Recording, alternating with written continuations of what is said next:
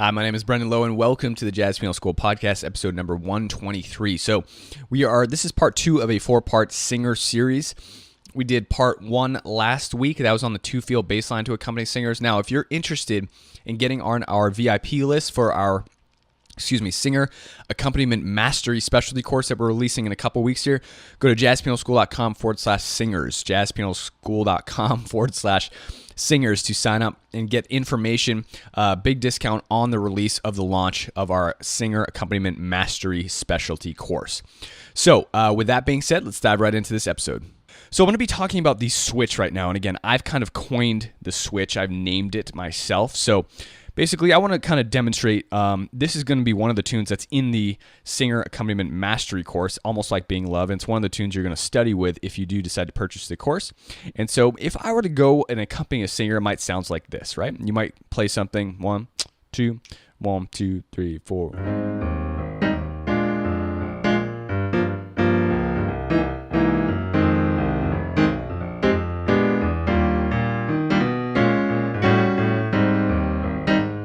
Right? And you just do that for hours. Now, I don't think I have to say it, but that gets really boring, right? That gets really boring. Like, who wants to just walk bass for the entire time? And even if you don't know how to walk bass yet, I'd highly recommend not starting out with that, okay? Just because once you learn how to do that, like, that's all you know how to do. And so many people just are like, oh, you want to accompany a singer? Like, oh, yeah, sure, okay, I'll just walk bass the entire time. But let me demonstrate a different way that I'm going to teach you on today's podcast. And it sounds like this. 1, 2, 1, 2, 3, 4.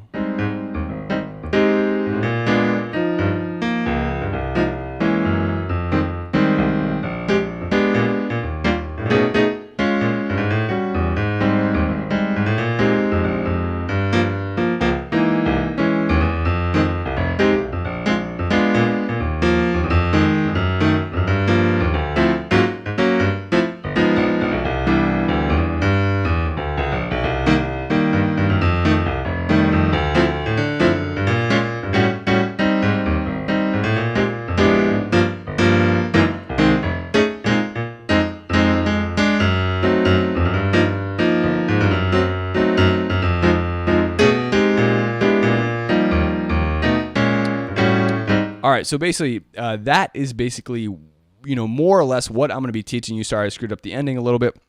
I had a little brain freeze there. But that is more or less what I call the switch. So there's so much happening there, and you're like, well, he's not walking bass, but he's not really doing a 2-field, but his right hand's comping, but his left hand's kind of doing some lines as well. And it can be sparse if I choose to do more of a sparse demo, right? It could sound like this.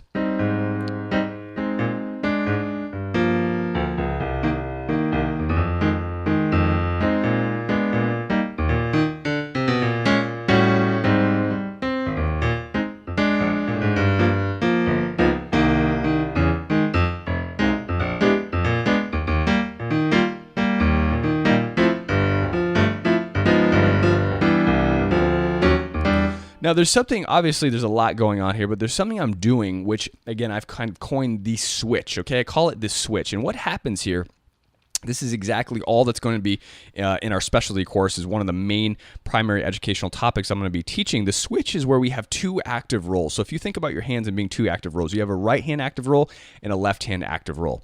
Now, the switch happens when your left hand plays something. It is more of like the anchor, and then your right hand is the active role. So if I start out and my left hand is playing the role of the anchor, my right hand is the active role, it sounds like this.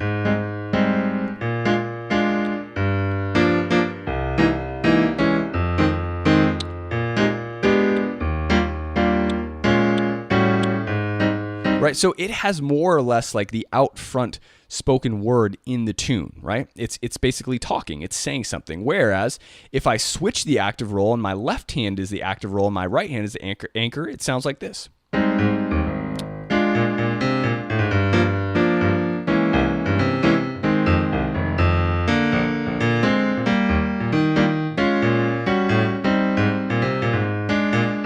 Right? Obviously, my left hand is talking more. It's doing more motion. It's doing more movements. It is the active role. It is out front. Okay. Now the switch, what I call the switch, is what happens when we start to switch the active role continuously every single measure, maybe every 2 measures. Right? The whole act of doing this is actually what's going to break up the monotony of just walking bass or playing a two-feel the entire time. There's more interaction, there's more engagement. You're able to express what you want to express through the tune. You're also able to interact better with the singer. Accompanists give a different varying texture and contrast at the same time, right? So if I now do the switch, watch how it sounds. So I'll do my right hand as the active roll for 2 measures, and then I'll do my left hand as the active roll for 2 measures. Here we go. 1, 2, 1, 2, 3, 4.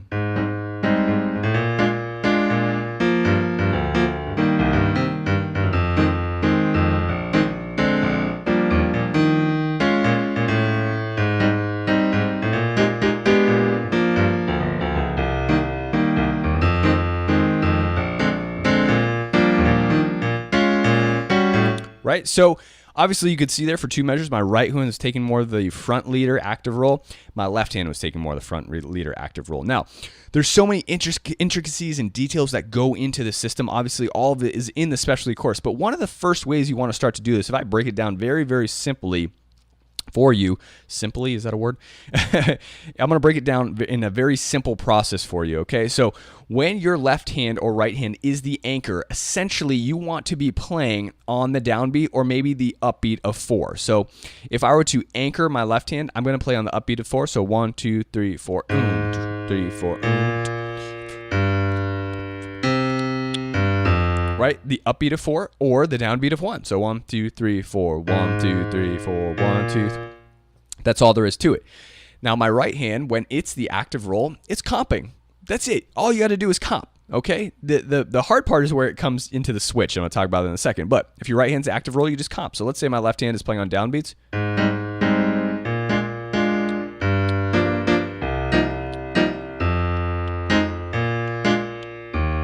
And again, I kind of started switching my comping rhythms up. You want to make sure you vary your comping rhythms.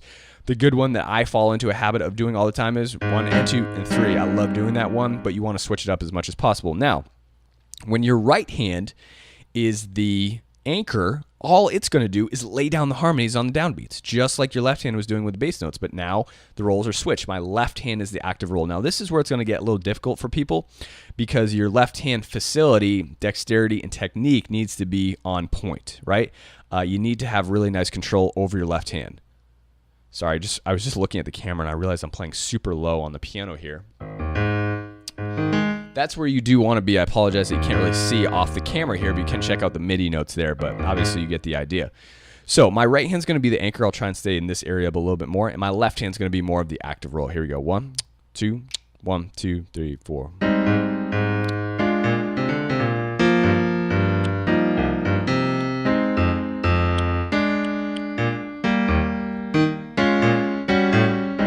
Right, so my left hand is now doing all sorts of varying rhythms, different movements, different melodies, right? And again, this is going to come with practice, but it doesn't need to be advanced. It doesn't need to be super, super complicated, right? I could just do this. 1.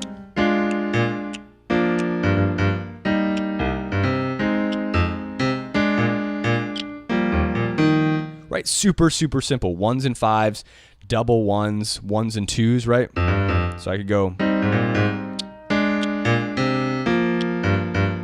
You know, very, very simple stuff to change up the varying of the texture and create contrast within your accompaniment for that singer, okay? And again, it also really lends itself to kind of creating more of an open feel rather than the walking bass feel that you hear all the time, okay? Now, obviously the reason that you're here is to learn the switch. So how do we do the switch, okay? The switch is very, very important and easy to learn, hard to master, okay? But that's why we have the... Accompanying Singer Mastery Specialty course coming out. And again, if you're looking for that, go to jazzpianoschool.com/singers to get on the waiting list for more information and details and a big discount when we do release that at the end of June. So here we go. During the switch, what you're going to do is you're going to use the switch and you're going to switch your anchor. So all you have to do is thinking about switching the anchor and then you switch roles, right? So let's say my left hand is the anchor, my right hand is the active roll.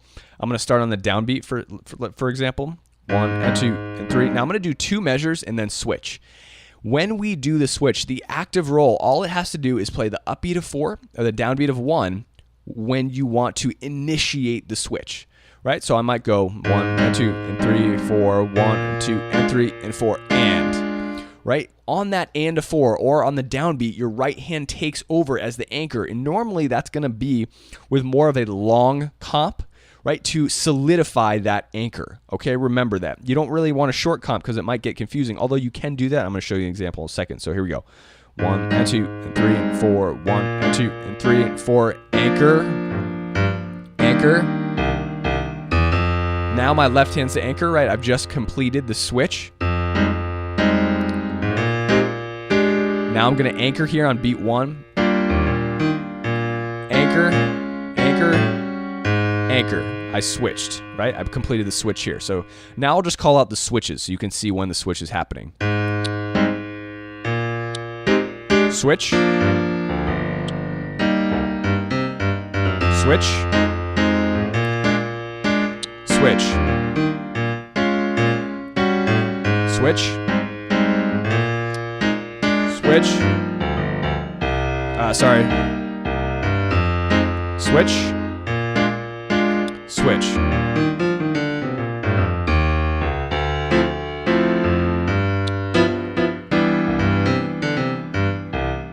Switch. Switch. Right, so as you can see, I'm switching back and forth on those last two. I think I got confused actually when I was calling out the switch. I stayed, my left hand stayed the active roll for most of the entire measure, so I don't want to confuse you there. But you can clearly see my hands are switching between active roll and anchor and then flip-flopping, right? So when one hand's speaking or talking more, creating more movement, more action, right? Interaction, that is the active roll, okay? And by switching continuously, you're giving a really, really nice contrast and balance. Now, not to say you should use this all the time. There's times when I do walk bass, right? And especially down in this low end. And again, if you do buy the course and you do purchase it, you'll hear all the different variations and textures that I use when I'm accompanying the singers that we did in the studio when we recorded the tracks. And I mean, you can hear the various contrasts, and I do walkthrough analysis, pointing out all the different types of things I'm doing with the notation, so you can clearly see what's happening, right? But when we do that switch, we're giving contrast and variation. It's just one contrast. Now, that's why this is a 4-part series. In the last week, we did the 2 feel, right?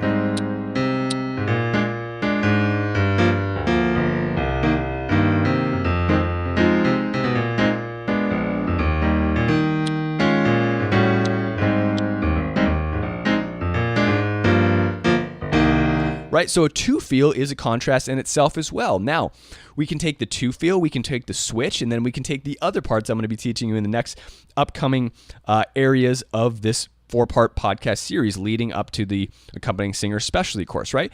But in this episode, you just want to start to practice the switch. Now, how do we do it? Do it super, super slowly. How do we practice it? Just practice it super, super slowly.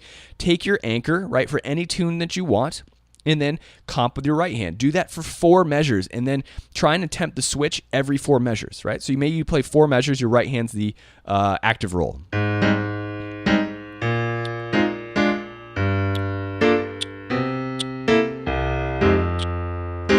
So here's the 4th measure coming up. Now I switch. Now I play on the and a 4 or the downbeat with my right hand to anchor it, and then my left hand becomes the active roll. So I went anchor. Right now, my left hand is the active roll.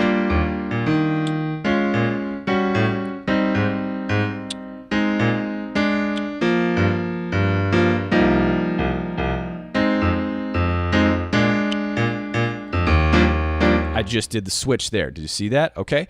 So start out practicing every 4 measures, then bring it down to 2 measures, every 2 measures. So your right hand's active roll. Switch. Switch. Switch.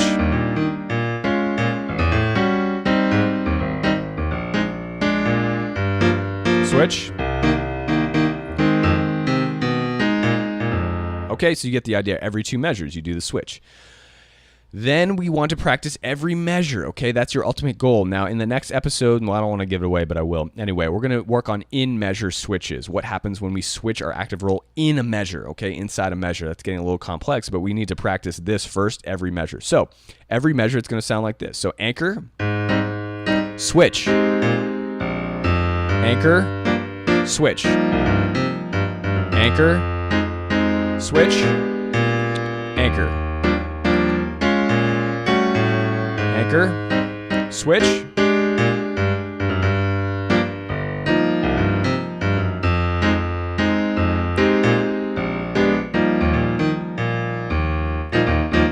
anchor, switch. I did 2 measures that time, right? Anchor. Sorry.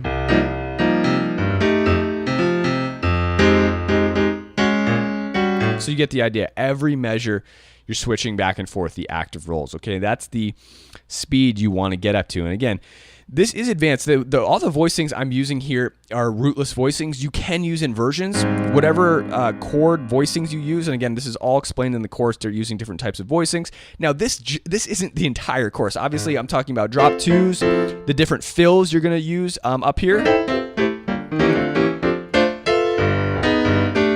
All the different textures, lead-ins, different runs, you know, that you're going to perform with in the spaces and the fills.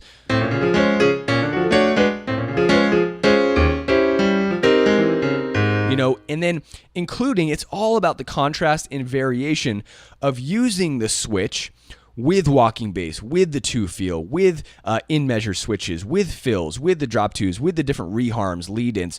All of this, when it comes together, that's what really creates a full accompaniment picture, you know, that just sounds absolutely beautiful and fantastic when you're playing with your singer. Obviously, we want to utilize some of these high areas.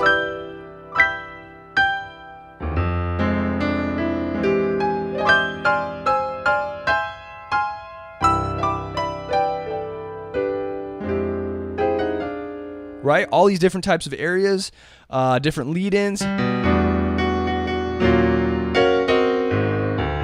you know, stuff like that. But again, stick with the switch for this episode, okay? Again, it's a game changer. It's completely transform your accompaniment style for singers. And again, this is to be used, obviously on ballads, we're not going to be performing the switch, right? If we're playing, what's a good ballad? You know, The Very Thought of You or something like that. You know, I'm not going back and forth playing certain bass lines like that. That's why there's a whole section in the course about tempos, styles, and approaching different styles. And that's why I've chosen to have all the singers play through different sorts of styles. Ain't Misbehavin', more modern tunes, more old tunes, swingy tunes, raggy tunes, 12/8 feel, blues, pop, rock, stuff like that. But again, the medium swing tempos, like almost like Being Love, you know, There'll Never Be Another You, all these medium swing tempos that are just above a ballad, just before super fast, like Cherokee. You know, obviously I'm not going to play, sorry, I was playing a different key. I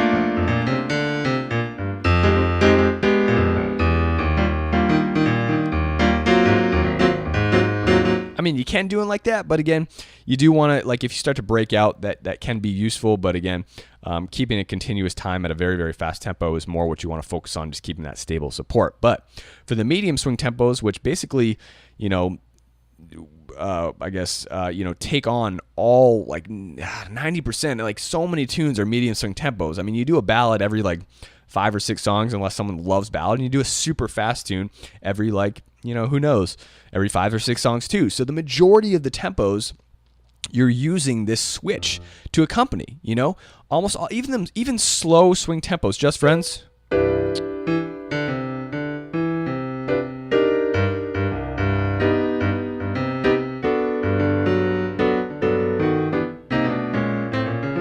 With the fills here, I'm you know, adding in.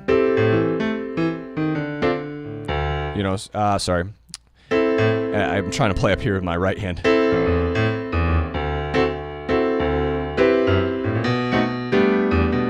So again, my point being, I'm still using the switch for slower swing tempos, medium swing, all the way up through, you know, more of a faster, you know, even 4, right?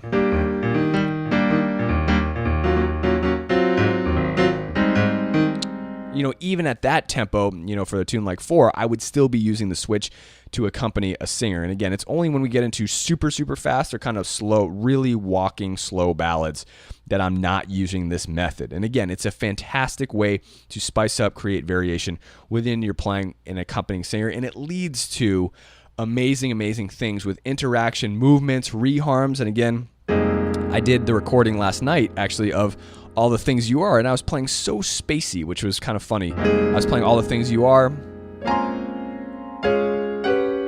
Now, obviously you can't hear the melody, but I mean, this is how I was accompanying.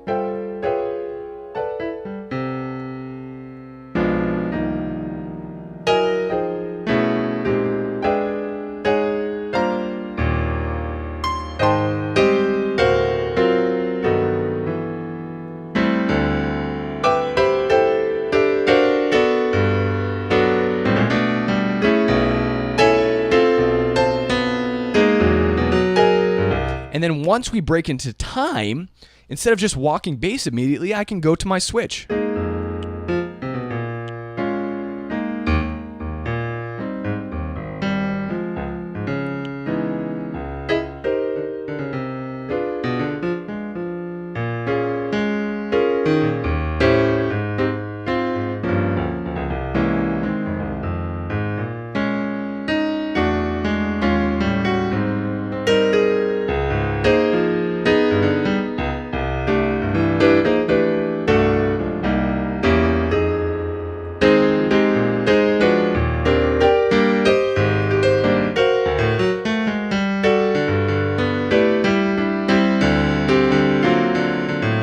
So again, you don't have to go and just start walking bass. I mean, all these different types of interaction, movements, and reharms, when they're coupled together and combined, they create this beautiful, beautiful, like kind of mystical, mysterious way of accompanying a singer that's just like open, floaty, and beautiful and lovely. And again, then when you want to kind of establish the time, when you want that feeling of the swing, you want that kind of just boom, here it is, right? Then you got, sorry, my left hand's off the camera here.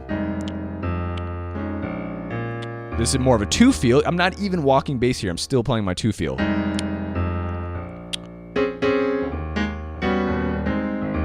I'm still doing the switch. And then finally, maybe we can start kicking it.